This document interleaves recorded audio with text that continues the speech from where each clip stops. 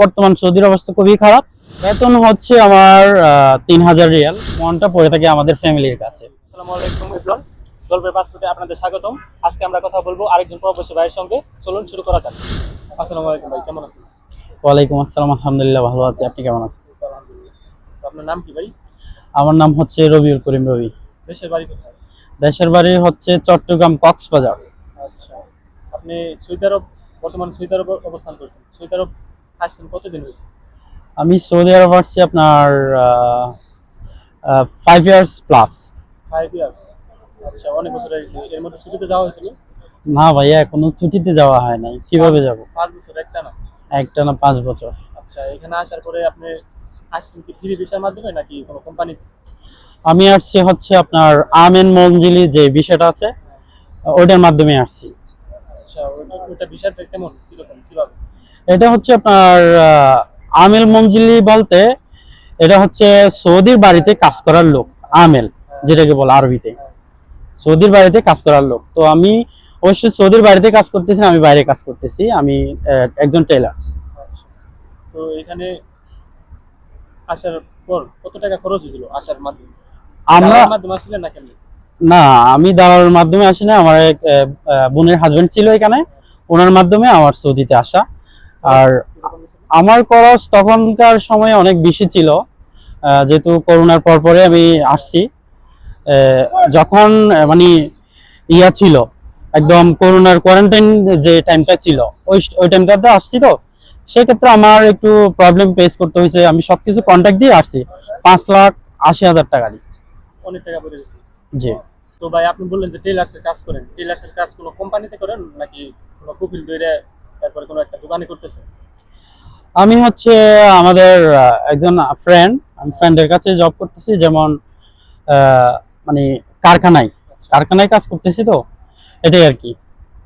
একটা না 5 বছর ধরে এই কাজটাই করে যাচ্ছেন? আমি দেশে দেশে থাকা অবস্থায় আমি টেলার লাইনে ছিলাম, এবং অনেক সময় ধরে আমি চেষ্টা করছিলাম যে এই কাজটা আমি আর করব না, কিন্তু এটা কোনোভাবেই ছাড়তে পারি না।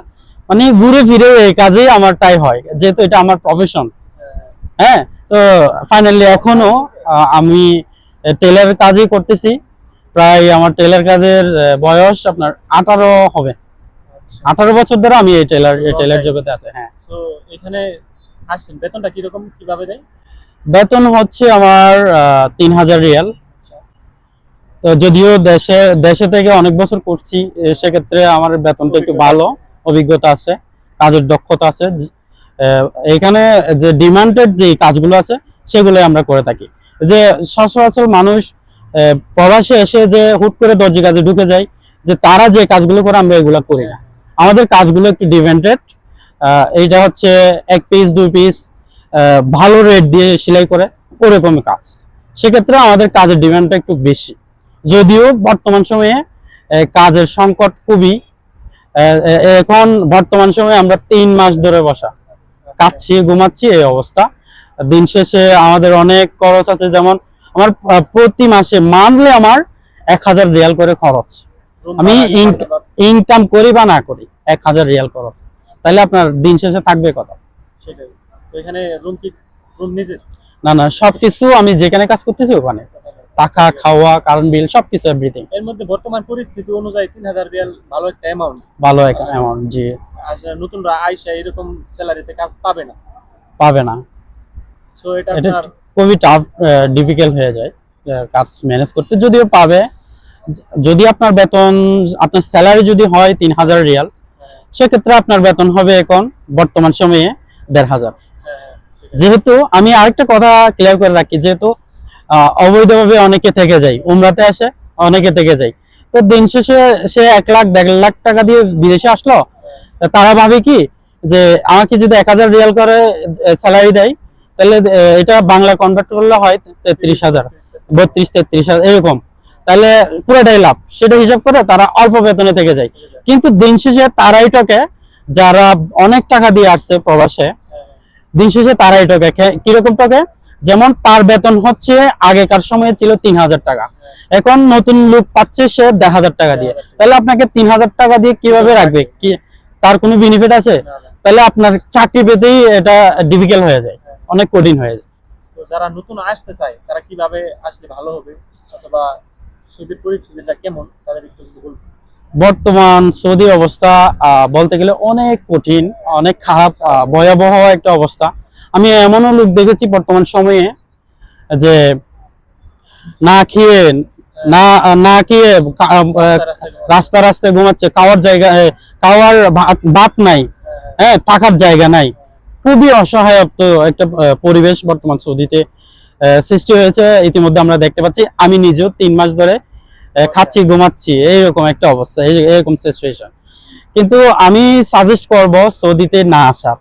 যদিও আমি আমার এক্সপেরিয়েন্স থেকে আমার ব্যক্তিগত পরামর্শ বলেন বা যে কোনো কিছু বলতে পারেন, এটা যেভাবে নেন এটা আপনার ব্যক্তিগত বিষয়, কিন্তু আমার ব্যক্তিগত এক্সপিরিয়েন্স থেকে আমি সবাইকে বলবো যে সৌদিতে বর্তমান সময়ে না আসে, কারণ সৌদির অবস্থা অনেক ভয়াবহ। তো অনেকে তো এই কথা শুনে বলতে পারে যে তারা এখন সৌদিতে চলে গেছে, কাজ কাম করতেছে, এখন আমাদের না করতেছে, এরকম কথা আবার বলতে পারে। আবার এইটাও বলতে পারে যে তাহলে আপনি অন্যদেরকে না আসার জন্য বলতেছেন, আপনি কেন থেকে গেলেন, এই প্রশ্নটা আসতে পারে। সেই প্রশ্নের উত্তর আমি বলবো যে আসলে দেখেন, সৌদিতে 5,80,000 টাকা ইনভেস্ট করে আসছি। হ্যাঁ, আসার পরে যে এই টাকাগুলো মানে খাওয়া দাওয়া করে বাড়িতে দিয়ে এই টাকাগুলো যে আমি অ্যামাউন্ট করব, ওই আমার যে ইনভেস্টমেন্ট ওইটা আমি তুলবো, ওই ইয়েটা এখনো হয় নাই। আমি পারতেছি না পারছি দেশে যেতে, না পারছি সৌদিতে থাকতে, হ্যাঁ, টাকাটা তুলতে। এরকম একটা সিচুয়েশনে পড়ে এখন এই অবস্থা। এই যে দেখেন, মানে 3 মাস ধরে বসা, কাউকে কিছু বলতেও পারতেছি না, আবার সইতেও পারতেছি না, এরকম একটা সিচুয়েশন।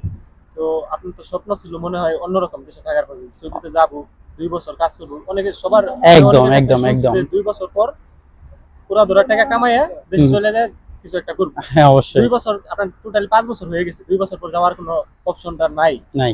এরকম স্বপ্ন ছিল? হ্যাঁ, জি, যে অবশ্যই। টাকা কামাইয়া চলে যাবো। তো ভাই অনেকে তো আছে, বাংলাদেশের পরিস্থিতি অনেক খারাপ, বাংলাদেশের মানুষের পরিস্থিতি খারাপ আছে না, অনেকের আর্থিক সমস্যা, তো তারা তো ভাবে যে কপালে যা আছে হোক, সৌদিতে যাবো, 5 লাখ টাকা গেলে গেল, বাঁচার মরা, এরকম তো অনেকের পরিকল্পনা থাকে। তাদের উদ্দেশ্যে কি বলবো? তাদের উদ্দেশ্যে আমি এটা বলতে চাই যে হ্যাঁ, আসুক। যদিও বর্তমান সময়ে সৌদির অবস্থা অনেক খারাপ, কাজ কামের অবস্থা অনেক খারাপ। তো সেক্ষেত্রে আমি যারা আসতে চাচ্ছে তাদের উদ্দেশ্যে বলতে চাই যে বর্তমান সৌদির অবস্থা যেহেতু খারাপ, যখন ভালো একটা পর্যায়ে যাবে, ভালো অবস্থান হবে, কাজ কামের যখন একটু বৃদ্ধির চাহিদা বাড়বে, তখন আসলে এটা বেটার বলে মনে হয়। যদি আমি সবাইকে সাজেস্ট করব, বর্তমান সৌদিতে আসলে ভালোভাবে খোঁজ খবর নিয়ে জেনে শুনে সৌদিতে আসলেই ভালো হবে। কিরকম? যদি তারা ভালো পরামর্শ দেয়, যেটা সঠিক সেটা যদি তাদেরকে বন্ধু বা হ্যাঁ বলে, কেউ হ্যাঁ, থেকে থাকে, তাহলে সেটা অন্য বিষয়। কিন্তু আমি সবাইকে সাজেস্ট করব, বর্তমান সৌদির অবস্থা খুবই খারাপ, এখন না আসে, ভবিষ্যতে যদি ভালো কাজের চাহিদা বাড়ে তখন আসলে ভালো হবে। যারা আসতে চাচ্ছে তাদের জন্য শুভকামনা, আসতে পারে, বেস্ট অফ লাক। তো আপনার দেশে যাওয়ার পরিকল্পনা কবে, মানে কবে যাবেন দেশে? ভাই দেখেন, প্রত্যেকটা প্রবাসীর একটা স্বপ্ন থাকে, একটা টার্গেট থাকে যে আমি এত বছর বিদেশ করব, এভাবে করব, কিন্তু স্বপ্ন আর বাস্তবতা অনেকটা ডিফারেন্স হয়ে যায়। যেমন ধরেন, আমার প্রথমত দেশে যাওয়ার প্ল্যান ছিল 2027 কিংবা 28 এদিকে, কিন্তু এই যে 3 মাস বসে আছি, এটাতে আমার আর একটু পিছিয়ে গেছে, যে এখন আমার মনটা বা আমার ইয়াটা চেঞ্জ হয়ে গেছে, আমার মন মানসিকতাটা চেঞ্জ হয়ে গেছে, আমার সিদ্ধান্তটা চেঞ্জ হয়ে গেছে। যেমন আমার এখন নেক্সট প্ল্যান হচ্ছে আমি 2030-এ দেশে যাওয়ার প্ল্যান, যেহেতু অনেক পিছিয়ে গেছি, যে 3 মাস ধরে বসা, ভবিষ্যতে কিরকম ইনকাম করতে পারবো বা কিরকম হবে সবকিছু মিলিয়ে। যদিও এই সৌদিতে থাকাকালীন যাদের একামা আছে তারাই জানে, অনেক কিছু ভিডিওতে বলা ঠিক না, সেক্ষেত্রে আমি বলতেছি না। যারা প্রবাসী আছে তারা অবশ্যই বুঝে নিবে বিষয়টা, সেটা আমি বলতে চাচ্ছি না।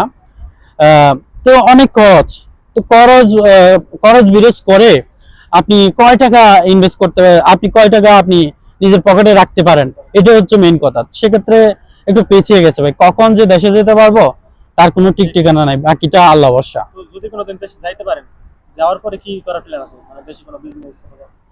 দেশে যাওয়ার তো প্ল্যান আছে, অনেক ভিডিও দেখি ইউটিউবে যে একটা সুন্দর একটা খামার হবে আমার, নিজে উদ্যোক্তা হব, একটা গরুর খামার করব, মুরগির খামার করব, বা এরকম নিজে উদ্যোক্তা হয়ে নিজে কিছু করার চিন্তা ধারণা আছে।